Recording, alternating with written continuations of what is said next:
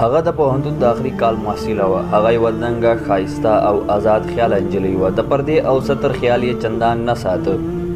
دینداري کې هم کمزورې وه. په خپل ښایست ډېره مغروره وه. په پوهنتون کې به یې په بکسه کې د مخ هنداره ورسره وه او هر ساعت وروسته به یې ځان پکې کاته. د پوهنتون ډېر محصلین پرې رامات وو.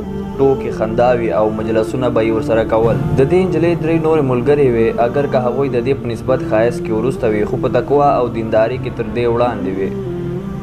هغوی له هلکانو سره اختلاط او ګډون نه خوښاوه. د پوهنتون په آخري کال کې درې واړه یو په بل پسې نامزدې شوې او د فراغت سره متصل واده شوې او کال وروسته د خوشحاله ژوند او اولاد څښتنې وې.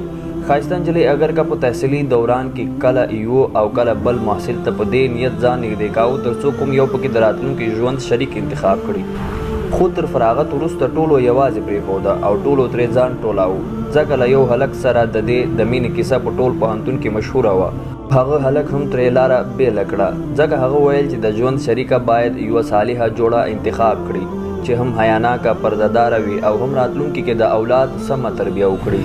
نجلۍ چې د مایوسیو څپو پسې اخیستې وه، شیطاني وسوسو ګناه ته هڅوله، نفس خپلې بندګۍ ته رابلله، خو دې په خپل ګریوان کې سر ښکته کړ. خپل نفس یې ملامت کړ، شیطان یې ورټول. دا چې له زړه نه یې د پاکي اراده کړې وه، نو د الله څنګ ته یې پناه یوړه. په خپل تېر ژوند یې د پښیمانۍ اوښکې تویې کړې، له الله تعالی یې بښنه وغوښتله. د ژوند بدلولو پخه اراده یې وکړه. د لمانځه تلاوت او پردې پابندي یې شروع کړه.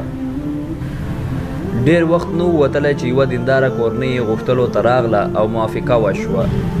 نجلۍ یې یو خوش اخلاقه او دنګ ځوان ته واده کړه. نجلۍ چې الله تعالی ته مخه کړه، نو الله تعالی یې هم ژوند لوری بدل کړ.